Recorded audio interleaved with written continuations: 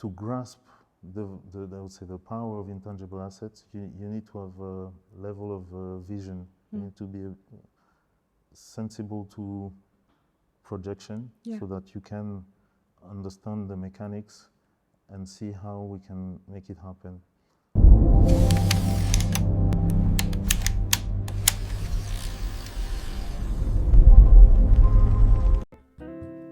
Hello and welcome to Intangible. Today we welcome a legal strategist who speaks the language of both innovation and impact.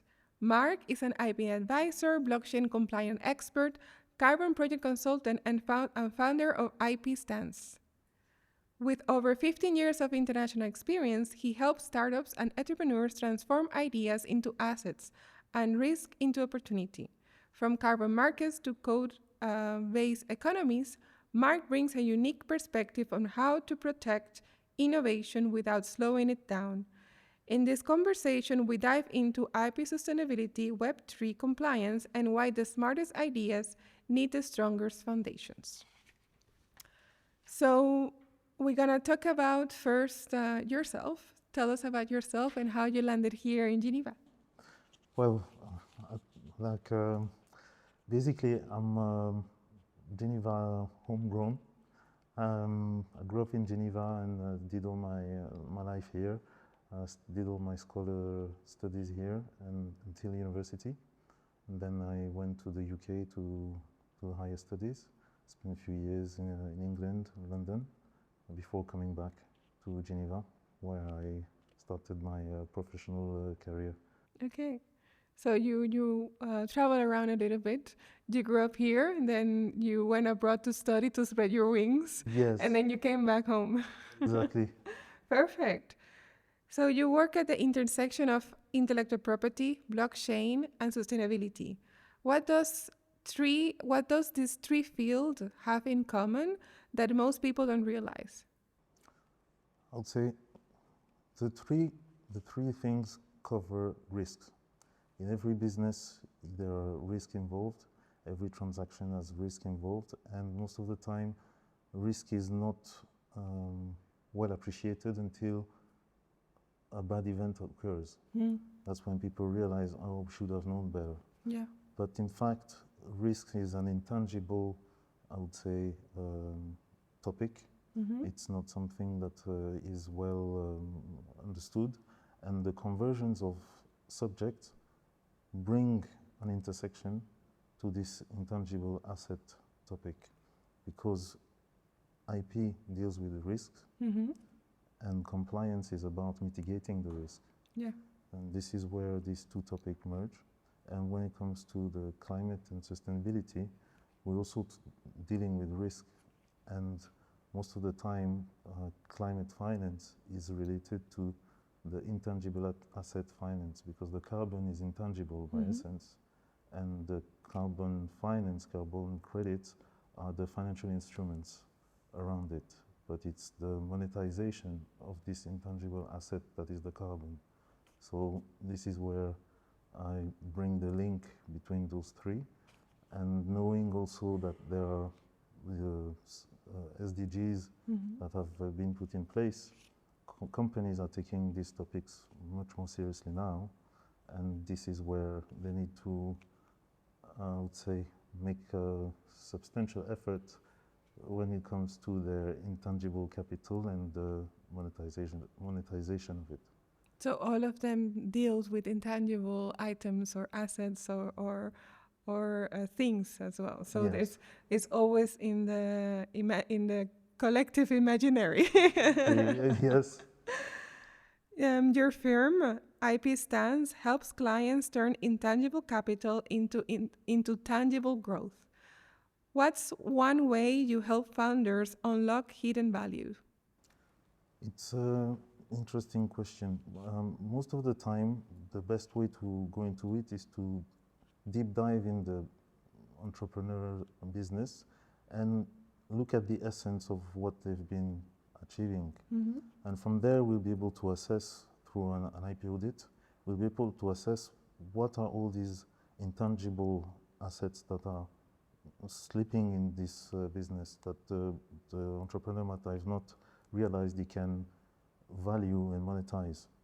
And most of the time, this is where the real value of a company really lies. It's in these dormant assets.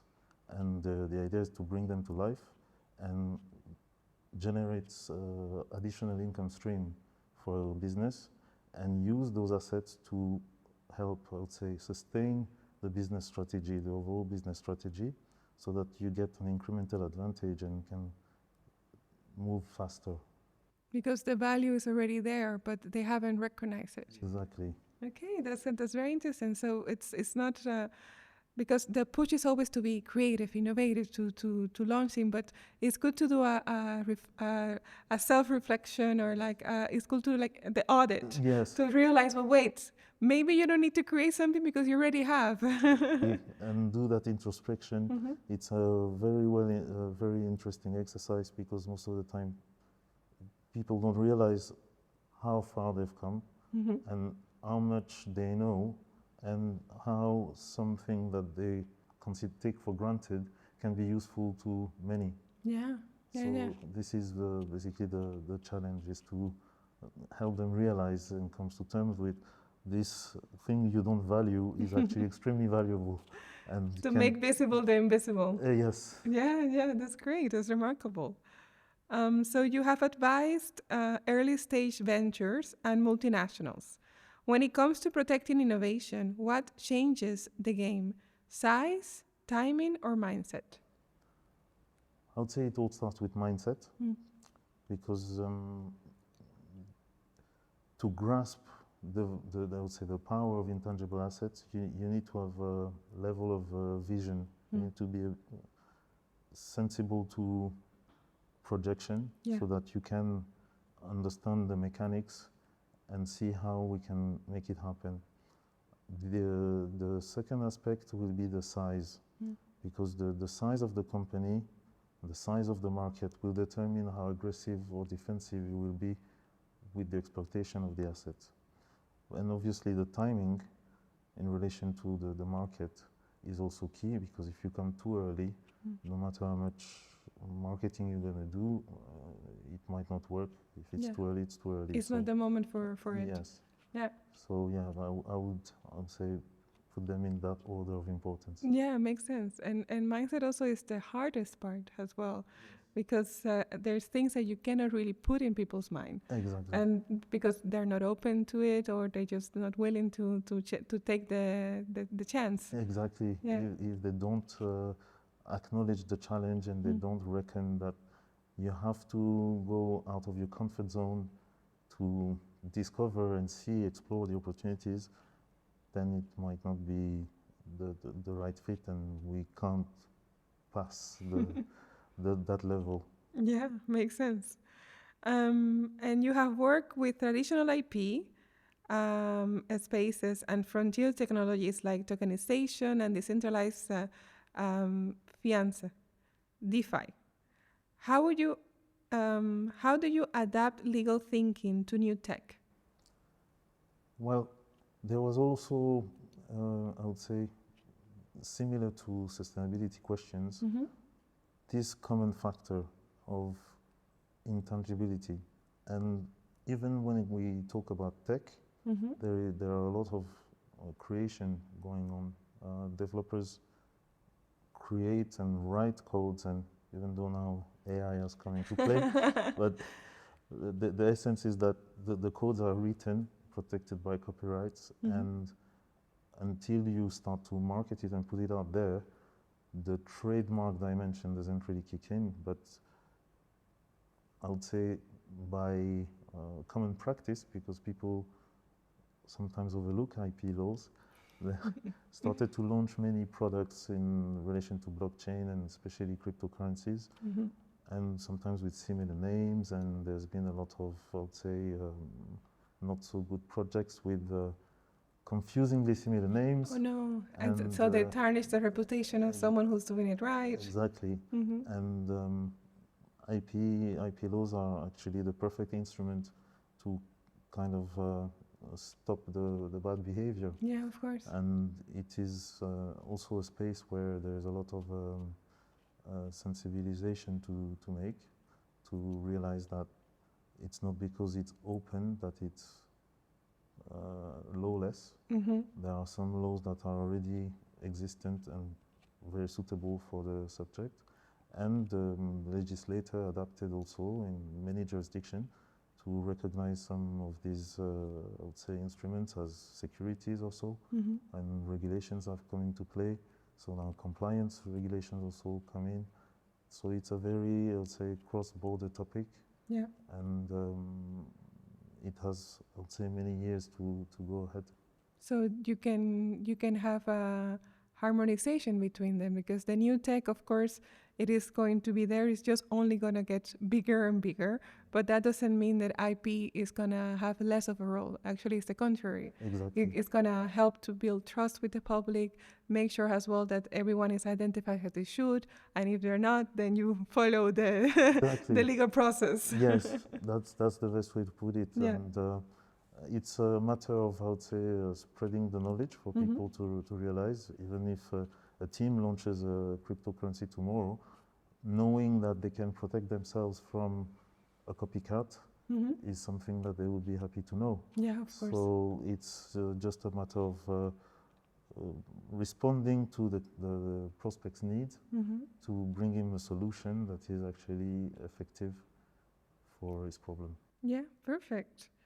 And what role IP strategy play in supporting sustainable innovation, specifically in climate-conscious ventures? Okay, it can help in many ways. I would say that the first aspect is regarding funding. When it comes to financing now, there is a great interest in green bonds and green finance in general. And you'd say that an R&D department working on a new solution would be smartly advised to look into, I would say, a climate-friendly aspect of their innovation, because it will be simpler to attract investors if they're raising funds. And also when it comes to the market prospect of the innovation, it having a green dimension opens doors to many more markets and opportunities. So it is definitely, I would say, a new layer to adapt in their thinking process as they develop their innovations, because it is basically here to stay, and the climate issues are not going to disappear. So probably they're going to to get bigger. Exactly. So if you're one of the few IP professionals who also speaks language of blockchain compliance, which is something sometimes lawyers were a bit technology adverse. What's one major misconception founders have when launching Web3 products? Yes. Most of the time, it's open, it's Free open for source, all. it's free world, there is no law, it's lawless. There is no problem. No man's land. Exactly. You do what you want. So yes, that's the first thing to actually put in context, that no, there are many laws that applies to it. It's not because you disregard it that they don't exist. Exactly. So first they're there, they exist, and then let's see how this applies to you. Another aspect, like I mentioned earlier, is the IP law relevance when it comes to launching a service or a product on the blockchain. Don't ignore IP, because that's your best protection from copycats. Another issue would be thinking that, but why should I care about it, because so many projects have been successful without it? Well, rethink, because when it comes to valuation, you having IP in your innovation will definitely have strong influence on a higher valuation for your service or technology versus no IP. So it's a great barrier to entry and accelerator to valuation and business growth. Yeah. And also comparison is never a good exercise because you don't know exactly how is that company managed, how they amounted to that success, or if they're dealing with any issues that they're not of public knowledge as well. Yes. Yeah. Yeah, because negotiations per se, most of the time you don't know the details and Yeah. what was really said and discussed. So Yeah, you cannot assume that everyone is having a great time and Yeah. you're the only one struggling. So you have worked with carbon project development. How are IP, licensing, and valuation shaping the future for the green economy? it's contributing with initiatives such as the WIPO Green, for example. It's a great platform for tech innovators to showcase their innovation and for people in need of implementing some forward-thinking products and solutions to find actually a place dedicated for the cause. And also when it comes to again raising funds with climate finance, it is definitely of great importance and I would say agility to choose solutions that have this green dimension because it really has a great impact on the mid and long term of the project. So, yes. Choose wisely beforehand. Yes, exactly.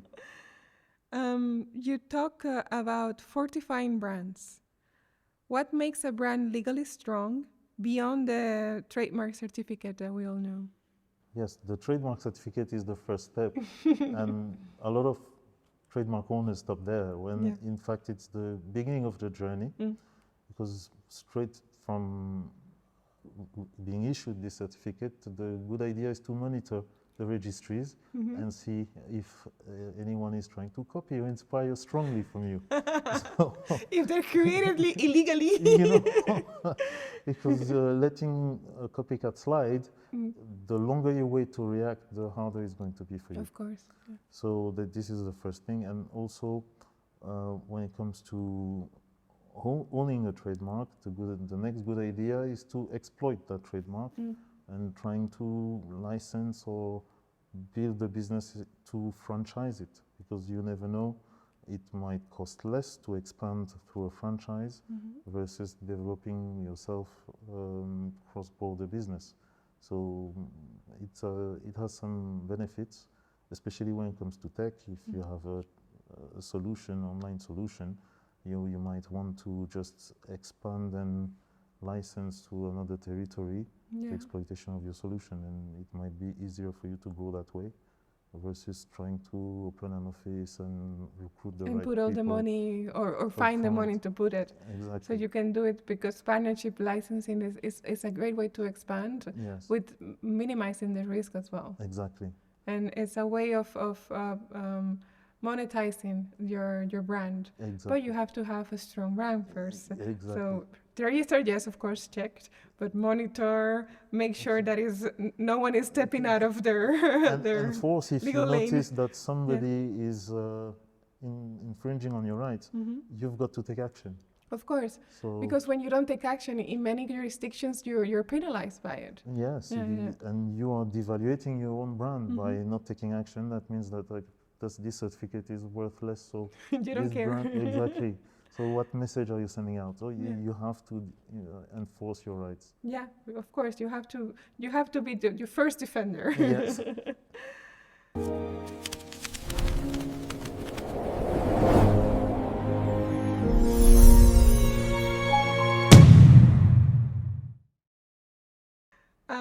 If you could reimagine how risk is handled in startups, what would you change?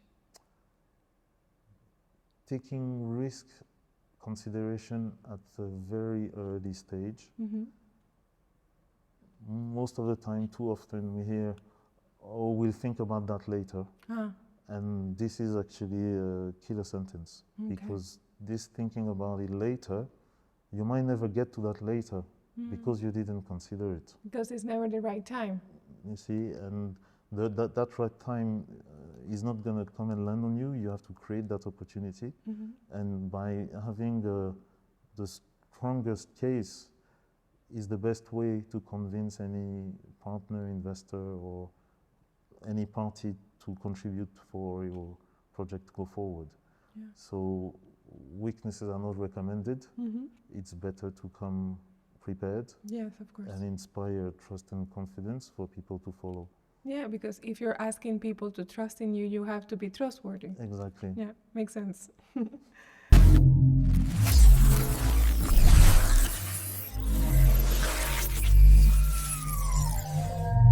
And now we go to the more fun part of the episode. I'll ask you to pick one. Okay. So you can explain yourself if you want, but you don't have to. Okay, are you ready? Ready. Carbon neutral trademarks or sustainability linked IP clauses. Carbon neutral trademarks. Okay. Global crypto regulation or tailored frameworks per region. Tailored frameworks per region. Tokenization for funding or tokenization for community engagement. Tokenization for funding. Okay.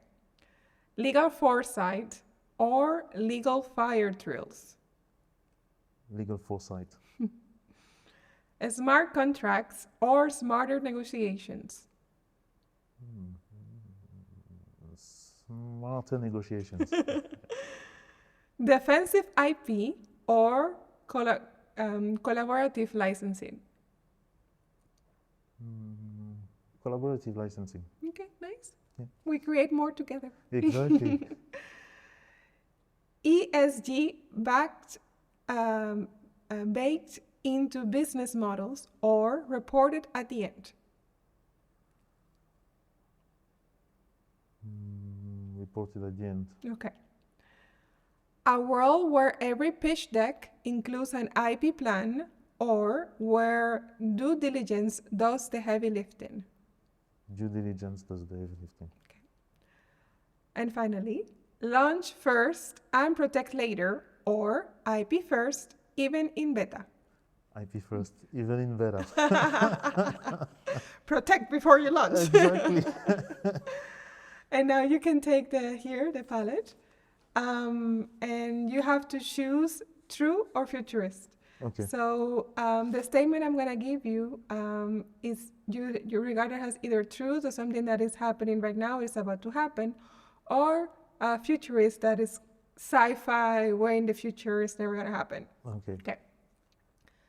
IP risk scores will become a key metric for venture funding.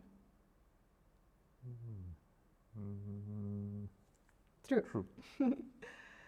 Climate innovation patents will come with fast-track incentives tied to the ESG goals. True. AI tools will assess brand strength based on trademark activity and sentiment data. True. Every startup accelerator will include IP audits in their program. Futurist. Entrepreneurs will generate legal documents with blockchain verified ownership metadata. Futurist.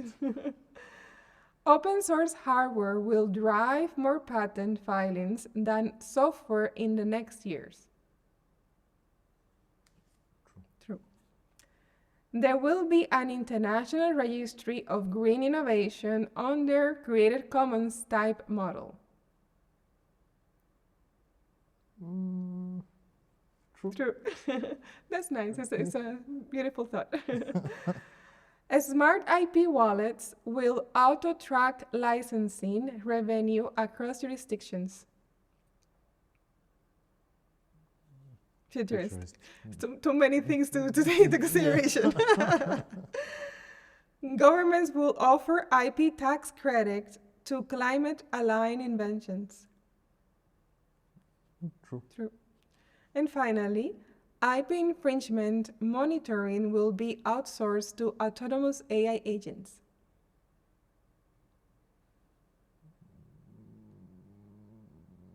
True. True. They will do the heavy lifting. Okay, so now to wrap up the episode, If the next wave of innovation is built on trust, what's one principle you believe should guide how we design, govern, and protect our most transformative ideas?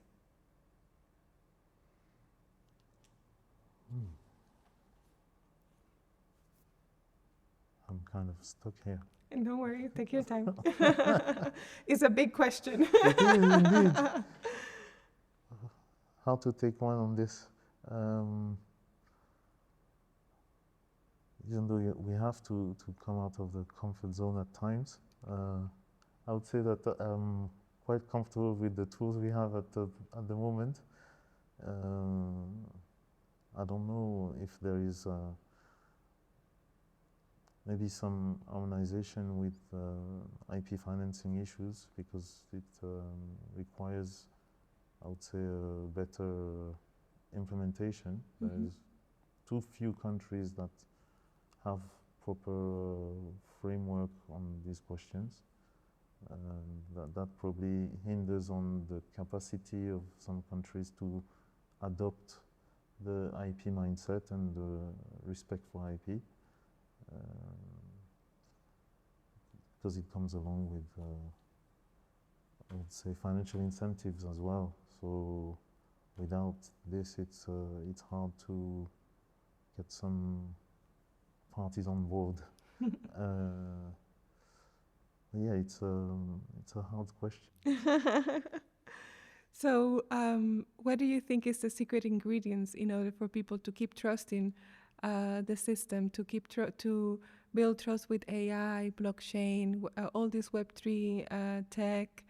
Everything that is new is always scary, especially when you don't understand it fully. So, what would you think it will be the secret ingredient? So, it will be full transparency in the process that is being made, or transparency in certain areas that people will be more inclined to, or just they should just blindly trust whatever is handed to them? It's hard to blindly trust, Yeah. as history showed before. Yeah, of course. History has taught us to be careful. But you don't want to, there's a thin line between putting too much burden on creators and then creations don't happen. Yeah. And there needs to be a free space so that there can be the creativity, the whole experience can happen, and this is when novelty comes into play. But at the same time, we need some safeguards to tell us basically the risk with each solution and new innovation that we are adopting. Probably some reviews on new innovation tools and so on. Maybe this is some angle to look at. But it's really hard to have I would say, a marked opinion on this. Yeah. It's very tricky. It's Yeah. It's a tricky territory. Well, thank you so much, Marc, and thank you for coming and talking about the IP that is both of our passion, and also beyond that is that all this new technology that is a wave crashing everything that we know, especially the work that we do and how we come about it. And for sure, AI has been the biggest one in this last 2-3 years. It became from something that people talk about into we have access to it every day now. Yes. Or we are more conscious that we have access to it every day. Yes. So it's going to be an interesting future, and I hope we're going to be on the right side of the future. Yes. And thank you for reminding us that innovation is not just about speed or hype. It's about durability, structure, and intention. In a world of fast pivots and bold ideas, your work shows that the strongest foundations are often invisible, but they shape everything from IP to impact. It's not just what we build, but how well we protect it, because innovation without structure is just luck. And we are here to build with purpose. Yes, indeed. Thank you so much. Thank you, Laetitia. With pleasure. Yeah.